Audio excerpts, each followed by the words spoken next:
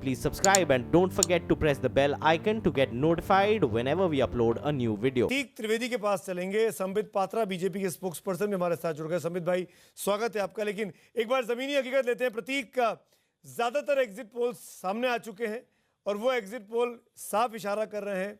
2 exit poll खुलकर कांग्रेस की सरकार बना रहे हैं और 2 खुलकर बीजेपी की सरकार बना रहे हैं। आप जमीन पर हैं, जनता जनार्दन के साथ। अजीब है, ये अजीब दृष्टिकोण है। जनता जो है वो डाल चुकी है वोट। अब उसको तो पता है कि उसमें हुआ क्या है। जनता देख रही है आंकड़े जो आप बता रहे हैं वो कुछ हैं और जनता कुछ खड़ी है इत्मीनान के साथ कि भाई हमने तो कर दिया, वोट तो सबने डाल दिया ना। तो भाई वोट सबने डाल दिया है। अब इंतजार इस बात का है, कुछ लोग कह रहे हैं कि कांग्रेस, कुछ कह रहे हैं बीजेपी, और यही ये बात है यहाँ पर भी। और इस बात के लिए बेहद उत्सुकता है लोगों को। देखिए, तमाम चाहे रीजन की बात करें, चाहे आप हैदराबाद उसको रीजन से जुड़े हुए रीजन की बात करें, चाहे मुंबई कर्नाटका की बात करें, कोस्टल की बात करें, चाहे सेंट्रल और चाहे साउथ कर्नाटका की बात करें, तमाम तरह से विश्लेषण हो सकता है। विश्लेषण जैसे रामकृपाल जी कह रहे थे वो भी एक महत्वपूर्ण पहलू है, क्योंकि उससे पहले 4 तारीख से पहले कर्नाटक की फिजा क्या थी, वो लिंगायत का पहलू जिसकी तरफ अभी इशारा हो रहा था, वो भी एक है। लेकिन इन तमाम सारी चीज़ों के बीच में मुद्दा, अगर लहर जिसकी बार बार जिक्र हो रहा था, क्या कोई था या नहीं था, ये नज़र नहीं आया। अलबत्ता ये बात जरूर है कि जो वोटर था वो डेडिकेटेड था और उसे तय कर लिया था कि हमको यही वोट देना है। तो जो आपके इस वक्त आंकड़े और जो पोजीशन है वो जो बता रही है, वो थोड़ा सा जनता को भी लग रहा है कि पता नहीं क्या है, वो आपको की स्थिति बनी हुई है यहाँ भी। मुझे तो ये भी लग रहा है कि जितने एजेंसीज हैं, जिनके विश्लेषक और वैज्ञानिक निकले होंगे मैदानों पे आंकड़े लेने के लिए, आज वो भी बेचैन हो रहे होंगे, वो भी परेशान हो रहे होंगे कि हम सही होंगे कि गलत होंगे 15 तारीख को, क्योंकि सब मिला के टोटल कंफ्यूजन है। कोई हवा का होना या ना होना ये समझ में ही नहीं आ रहा है। संबित पात्रा, अगर भारतीय जनता पार्टी की सरकार नहीं बन पाती है बेंगलोर में, कर्नाटक में, तो क्या ये केंद्र की सरकार पर मैंडेट नहीं माना जाएगा?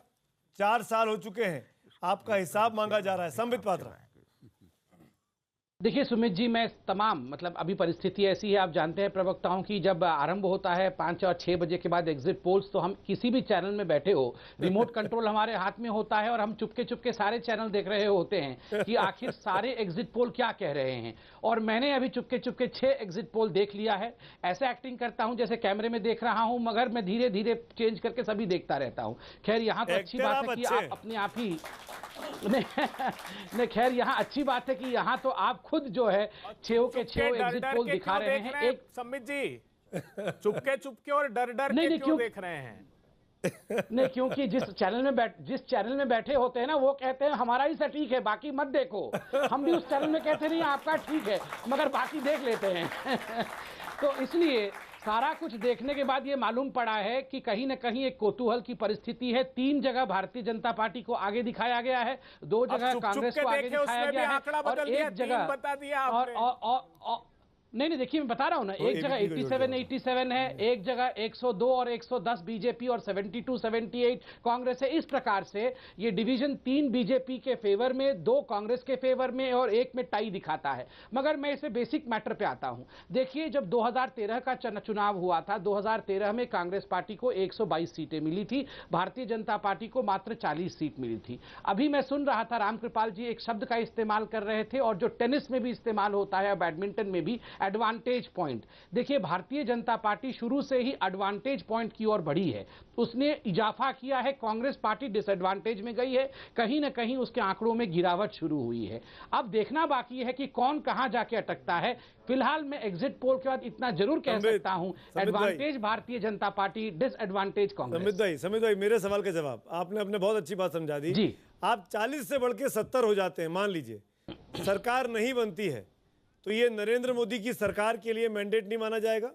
आप उसको एडवांटेज देखेंगे कि डिसएडवांटेज देखेंगे? सुमित भाई, वाजिब प्रश्न है, मगर ये इस प्रश्न का जवाब तो मैं 2014 26 मई के बाद 27 मई से ही दे रहा हूं 27 मई से भी अगर किसी क्रिकेट एसोसिएशन का भी इलेक्शन होता था तो लोग पूछते थे ये मैंडेट मोदी जी का है। याद है, आपको याद होगा डूसू के चुनाव हुए थे तो उसको भी मैंडेट मोदी जी का बताया गया था।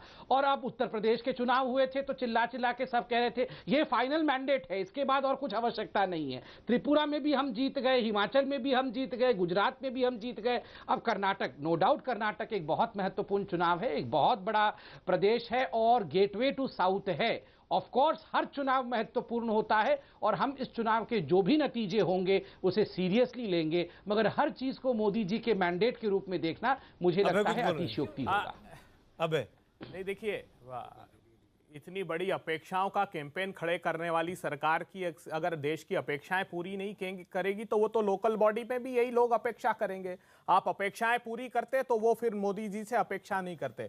आपने जीत तो गिना दी, मगर जब प्रधानमंत्री बनने के बाद सिर का ताज दिल्ली हार गए उसकी व्याख्या नहीं की, बिहार हार गए उसकी व्याख्या नहीं की, पंजाब हार गए उसकी व्याख्या नहीं की। ऐसे ही केरल में दावे करते थे हमारे बगैर सरकार नहीं बनने वाली, केरल हार गए, पुदुचेरी हार गए, तमिलनाडु हार गए, वेस्ट बंगाल में भी बड़े दावे सारे फेल हो गए। तो देखिए, जीत और हार दोनों पहलू तो हैं, लेकिन पिछली बार 40 सीट से अगर आप बढ़ा हुआ मानते हैं ना, तो पिछली बार वो येदियुरप्पा जी के खिलाफ रेड्डी जी और बीजेपी के लोग कैंपेन चलाते थे, सिग्नेचर कैंपेन कि बाहर करिए भ्रष्टाचारी है। फिर आपने अगर उसको चुना है तो मेरी ये मान्यता है कि उतना भी प्रतिसाद आपको नहीं मिलने वाला है जितना पिछली बार मिला था। अभय जी, मैं आपको शुक्रिया अदा करूंगा। अब संबित में आ रहा हूं। अभय जी को शुक्रिया अदा कर दूंगा। अभय जी को जाना है कांग्रेस पार्टी की तरफ से उनके प्रवक्ता कुछ ही देर में राजीव त्यागी जी मेरे साथ जुड़ने वाले हैं। लेकिन संबित, आप इस बात का जवाब जरूर दीजिए और समझाइए यहाँ बैठे दर्शकों को, क्योंकि मैं बहुत सी यूथ के बीच में बैठा हूँ। सब लोग से बातचीत हो रही थी, बड़ी बड़ी बातें बच्चे चाहते हैं, प्रोमिसेस चाहते हैं, पर मुझे इस बात का समझ में नहीं आता कि कर्नाटक के चुनाव में दिल्ली के मुद्दे क्यों चाहते हैं, कर्नाटक के चुनावों में इटालियन मामला क्यों उठाया जाता है, कर्नाटक के चुनावों में वहाँ की नौकरी, वहाँ की सड़कें, वहाँ की जिम्मेदारियाँ, कावेरी जल विवाद, ये मुद्दे क्यों नहीं आए? जानबूझकर इग्नोर किया गया? क्या हम उसे फंस जाएंगे? बिल्कुल नहीं, बिल्कुल नहीं। सुमित भाई, आप अगर प्रधानमंत्री का कोई भी स्पीच, 21 स्पीच में से कोई भी स्पीच देख लीजिए, या फिर उन्होंने नमो ऐप के माध्यम से जो कर्नाटका के कार्यकर्ताओं को संबोधित किया वो भी सुन लीजिए, तो आप पाएंगे उसमें 99% जो समय और 99% जो कंटेंट है वो लोकल कंटेंट है। चाहे आप शिमोगा के क्षेत्र में प्रधानमंत्री के भाषण को सुनिए तो वहां उन्होंने किस विषय में पहला वाक्य किस विषय में खोला? उन्होंने पहला वाक्य अरेकनट और कोकोनट अर्थात सुपारी और नारियल के विषय में, क्योंकि वो नारियल और सुपारी बाहुल्य क्षेत्र था। कलबुर्गी का पहला वाक्य दाल को लेकर था, क्योंकि वो दाल का क्रेडल माना जाता है। तो हर जगह पे जो महत्वपूर्ण विषय हैं उन पर एक ड्यू डिलिजेंस करते हुए प्रधानमंत्री ने अपने विषय को रखा। हाँ, जहां तक दिल्ली के विषय हो, अगर 1% समय में दिल्ली के विषय को रखा गया, दिल्ली का विषय से तात्पर्य है भारतवर्ष का विषय। देखिए, कर्नाटक भारत का एक सबसेट है, भारत में कर्नाटक है, कर्नाटक में भारत है, दोनों एक दूसरे के परिपूरक हैं। ऐसे में दोनों के विषय दोनों जगह रेजोनेट तो होंगे। आप याद करिए, राहुल गांधी जी ने वहां जाकर हमारे अध्यक्ष अमित भाई शाह को किस प्रकार से गंदे भाषा का प्रयोग किया उनके खिलाफ कि वो हत्यारे हैं। तो अगर इटालियन शब्द का प्रयोग किया गया तो मुझे लगता है इसमें कोई ये तो हकीकत है। आदरणीय सोनिया गांधी जी इटली से है, इसमें कोई गाली थोड़ी है, इसमें कोई खराब थोड़ी है। जी, राजीव त्यागी जुड़ गए हैं। राजीव जी, रिस्पॉन्ड कर दीजिए आप, फिर मैं आगे बढ़ता हूं पैनलिस्ट के पास। राजीव त्यागी, कांग्रेस के प्रवक्ता, इल्जाम लगा रहे हैं संबित पात्रा कि डिबेट डिस्कोर्स को खराब जो किया वो कांग्रेस। देखिए, एक शेर से अपनी बात शुरू करता हूं। इरशाद सिखा देती है चलना ठोकरे भी राहगीरों को, कोई रास्ता सदा दुश्वार हो ऐसा नहीं होता, कहीं तो कोई होगा जिसको अपनी भी जरूरत हो, हर एक बाजी में दिल की हार हो ऐसा नहीं होता। तो संबित पात्रा मेरे मित्र, निश्चित रूप से जो मर्यादित आचरण भारतीय जनता पार्टी के अगेंस्ट में कांग्रेस पार्टी ने कर्नाटका के चुनाव में किया है, सिद्धारमैया जी से लेकर राहुल गांधी जी तक और अन्य नेताओं ने जिस तरह से मुद्दों की बात की, किसानों की बात की, नौजवानों की बात की, महादाई नदी की बात की, आईटी क्षेत्र की बात की, दलितों की बात की, क्योंकि कर्नाटका में 24% दलित हैं और कर्नाटका पहला स्टेट है जिसने दलितों को 24% अपने बजट एलोकेट करने का काम किया। कर्नाटका पहला स्टेट है पूरे देश में जिसने ये करा कि 0% ब्याज पे हमने किसानों को ऋण देने का काम किया। कर्नाटक पहला स्टेट होगा यदि हम सरकार में आते हैं कि हम 1 करोड़ नौजवानों को 5 साल में नौजवानों को रोजगार देंगे, पकौड़ा तलवाने का काम नहीं करेंगे, उनकी काबिलियत के हिसाब से नौजवानों को रोजगार देंगे। पहली बात। दूसरी बात जो बहुत महत्वपूर्ण है कर्नाटक में, कि कर्नाटक में राहुल गांधी जी ने एक बात और की, बहुत बेहतर बात की। उन्होंने कहा कि मैं प्रधानमंत्री महोदय पे कोई भी टिप्पणी नहीं करूंगा व्यक्तिगत रूप से, क्योंकि वो मेरे भी प्रधानमंत्री हैं। सुमित अवस्थी जी, वो आपके प्रधानमंत्री हैं, मेरे भी प्रधानमंत्री, 130 करोड़ देशवासियों के प्रधानमंत्री हैं। हम उनके व्यक्तिगत जीवन पे, पारिवारिक जीवन पे कोई टिप्पणी नहीं करेंगे और ना कभी पूछेंगे, लेकिन ये जरूर पूछेंगे कि कर्नाटक के जी फायदे क्या हुए। कर्नाटक के चुनाव में आपने ये नहीं बताया कि कितने नौजवानों को आज तक आपने रोजगार दिया। कर्नाटक के चुनाव में आपने ये नहीं बताया कि किसानों को एमएसपी क्यों नहीं मिली। कर्नाटक के चुनाव में आपने ये नहीं बताया कि 200 रुपए किलो दाल भी बिक गई। कर्नाटक के चुनाव में आपने एक बार भी नहीं बताया। अच्छा, तो आप कि पाकिस्तान को मुंह तोड़ जवाब ये कैसे कह रहे देंगे। थे कि कर्नाटक में आपने एक बार भी नहीं जो बताया चुनाव कि था चाइना को जहां लाल पर ला के कांग्रेस कब की दिखाएंगे। सरकार रही 5 साल सिद्धारमैया साहब की, उस पर बात करने की बजाय भारतीय जनता पार्टी को केंद्र के 4 साल के कामकाज के बारे में व्याख्या करनी चाहिए थी। संबित, नहीं, मैं जवाब देता हूं। संबित जवाब देना मैं चाह जवाब रहे हैं। देता हूं। देखिए, संबित मैं जवाब देना मैं चाह जवाब रहे दे दूं प्लीज, इसका 15 सेकंड संबित में जवाब देता देना हूं। चाह रहे हैं। सुमित अवस्थी जी 15 सेकंड में जवाब संबित जवाब देना चाह रहे हैं। राजीव जी, ऐसे तो वो 70 लाख की घड़ी का जवाब भी नहीं मिला। ऐसे बहुत सी चीजें हैं, आप लोगों को जो सूट करता है उस पर आप रिस्पॉन्ड करते हैं, जो सूट नहीं करता वहां नहीं करते हैं। ये हर राजनीतिक पार्टी की खास बात है। लेकिन संबित पात्रा 30 सेकंड में जवाब दीजिए, मुझे और पैनलिस्ट के पास जाना है। संबित 30 सेकंड। सुमित जी, दो मुख्य विषय यहाँ उठाए गए। पहला विषय उठाया गया कि व्यक्तिगत गाली गलौज का और व्यक्तिगत स्तर गिराने का विषय। दूसरा विषय अचीवमेंट्स और मसलों पर बात करने का।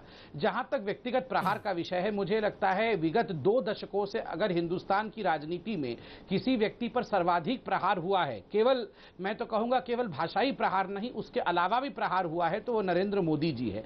मौत के सौदागर से खून की दलाली, नीच, तू जाके चाय बेच, इस प्रकार का फहरिस्त बहुत लंबा है। और जहां तक विषयों का विषय है, आप देखिए अभी मेरे भाई राजीव त्यागी कह रहे थे हम 1 करोड़ नौकरी देंगे, हम नौजवानों को और आगे बढ़ाएंगे। देखिए 5 वर्षों तक आप सत्ता में रहे, किसानों को भविष्य में क्या देंगे उसके बदले उनको बताना था कि 3781 किसान 4 वर्षों में उन्होंने आत्महत्या क्यों की। क्यों आज आईटी बेंगलुरु की हालत ऐसी है कि कल बारिश होने के पश्चात आईटी सिटी पूरी तरह से ठप हो गई। तो ये सारे विषय ऐसे थे कि जवाब देना चाहिए था, भविष्य में क्या करेंगे। राजीव जी समझिए।